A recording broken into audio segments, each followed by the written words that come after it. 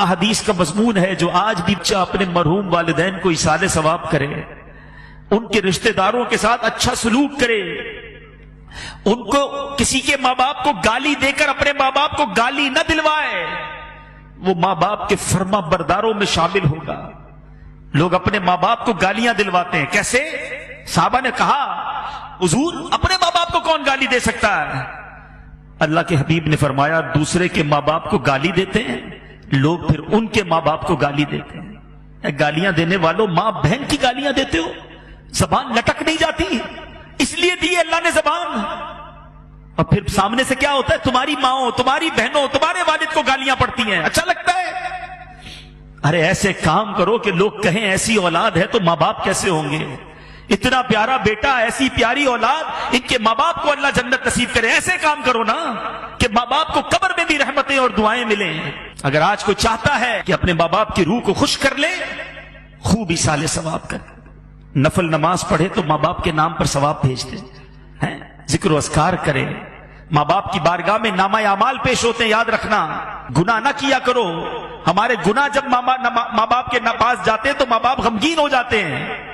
خوش نصیب ہے وہ ماں باپ جن کی اولاد نمازی ہے، عبادت گزار ہے، دین کا کام کرنے والے، صدقہ خیرات کرنے والے ہیں۔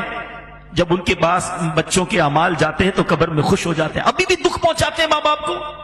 سوچے وہ بچے جو آج فلمیں، ڈرامے، گانے، باجے، شراب، جوا، حرام، بدکاریاں، بے حیائیاں، نامحرم لڑکوں کی دوستیاں، یہ ساری چیزیں ماں باپ کو جب قبر میں پہنچیں گی، زندگی میں بھی خدمت نہ کی اور مرنے کے بعد قبر میں بھی دکھی کیا۔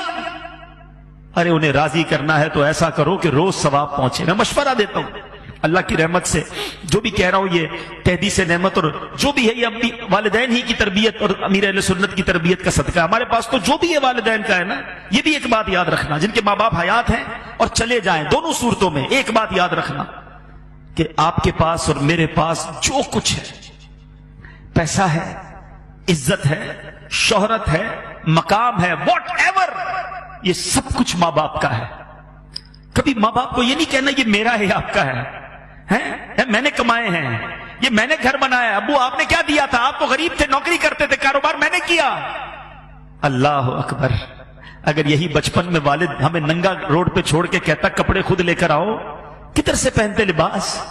ہم بغیر کپڑوں کے پیدا ہوئے، ماں باپ نے کپڑے پہنائے، ہمیں کھانا چاہیے تھا، نوالے کھلائے، چلنا نہیں آتا تھا، انگلی پکڑ کر چلایا، ارے استنجا نہیں کر سکتے تھے، ہمارے استنجا صاف کیے، ہم رات بھر روت کر ان کو جگاتے رہے، وہ جھولا دیتے رہے۔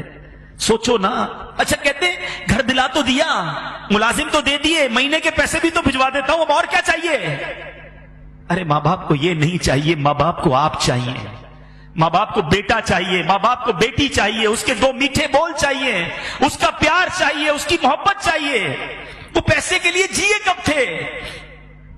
اور اب اگر وہ چلے گئے نا تو یہ مت سمجھنا یہ پیسہ میرا ہے، خدا کی قسم، خدا کی قسم تمہارے پیسے کا نصیب ہے۔ اگر تمہارا پیسہ ماں باپ کے لیے کسی جگہ استعمال ہو جائے، ماں باپ پر خرچ ہو جائے اور زندگی میں خرچ ہو جائے، تو خوش نصیب ہے وہ بچہ کہ کبھی ماں باپ کو کچھ لا کر کھلائے، کبھی ماں باپ کو کچھ اچھا پہنائے، کبھی ماں باپ کو کوئی تحفہ دے۔ اس سے زیادہ خوش نصیب کوئی نہیں ہے۔ ساری زندگی جنہوں نے مجھے پہنایا، جنہوں نے کھلایا، آج اللہ نے موقع دیا کہ میں ان کو کچھ پیش کر سکوں، اور اگر اس وقت نہ کر سکے، اللہ نے بعد میں مال دے دیا ہے، اللہ نے بعد میں نواز دیا ہے نا، تو آج کر لو نا، بھیجو نا ثواب انہیں، صدقہ کر کے، خیرات کر کے۔ مشورہ دیتا ہوں ماں باپ کے نام کی مسجد بناؤ، اللہ نے دیا ہے نا، اللہ بڑا کریم ہے، صرف ماں باپ کو ثواب نہیں ملے گا۔ اللہ کے حبیب فرماتے ہیں جو اللہ کے لیے مسجد بناتا ہے اللہ اس کے لیے جنت میں گھر بناتا ہے۔ ماں باپ کو بھی ثواب ملے گا، تمہیں بھی جنت میں گھر مل جائے گا۔ اور ہم نکمے روز ثواب نہیں پہنچائیں گے، مسجد والے روز ثواب پہنچائیں گے۔ مجھے جب بھی فیضان جیلان دیکھتا ہوں، اس مسجد میں جب بھی آتا ہوں، مجھے سکون ہوتا ہے کہ انشاءاللہ یہاں ہونے والی ہر نماز میں میرے والد کو ثواب ملتا ہو، یہاں ہونے والے ہر اجتماع میں میرے والد کو، مجھے بڑی امید ہے، مجھے یاد ہے وہ سارے دن کہ اس مسجد میں کتنے نمازی تھے اور کس طرح ابو آتے تھے، کس طرح ہماری ہمتیں بڑھاتے تھے۔ مجھے ایک صاحب ملے، مرنے کے بعد بہت ساری باتیں پتہ چلتی، اسلم ڈیڈی ماشاءاللہ اس مسجد میں، وہ بھی ہمارے بہت اچھے ساتھیوں میں سے تھے، آج کل فیصلہ آباد میں ہے۔ مجھے ان کا میسج آیا کہتے عبدالحبیب بھائی یوں تو آپ کے والد صاحب کی بہت ساری یادیں ہیں، مگر ایک بار فیضان جیلان مسجد، جب یہاں گھر تھا، یہ مسجد گھر کے اندر تھی، تعمیر نہیں ہوئی تھی، چھوٹا سا ایک گھر تھا، تو کہتے اتنی بارش ہوئی کراچی میں کہ پانی بھر گیا، ساری رات بارش ہوتی رہی. کہتے میں بڑی کوشش کر کے پانی میں سمجھ لیں گاڑی بھی میری ڈوبنے لگی، بڑی مشکل سے، گھر تھوڑا دور تھا ان کا، میں فجر کی نماز کے لیے یہاں پہنچا، میں تھا، میرا ایک بیٹا ساتھ تھا یا 2 بچے ساتھ تھے. کہتے مسجد میں آیا، کوئی نہیں تھا سوائے آپ کے والد صاحب کے. یہ اب بتایا انہوں نے والد صاحب کے انتقال کے، بولا اکیلے آپ کے والد صاحب بیٹھے تھے اور انتظار کر رہے تھے کوئی نمازی آ جائے تو ہم جماعت سے فجر ادا کر لیں. تو اللہ تعالیٰ ان کو جنت الفردوس میں اعلیٰ مقام عطا. ابو کی تو اب یادیں ہی رہ گئی، مگر اب میں یہ چاہتا ہوں، ہماری تو وہ دولت چلی گئی. جس کے پاس ہے قدر کر لو، دعائیں لے لو.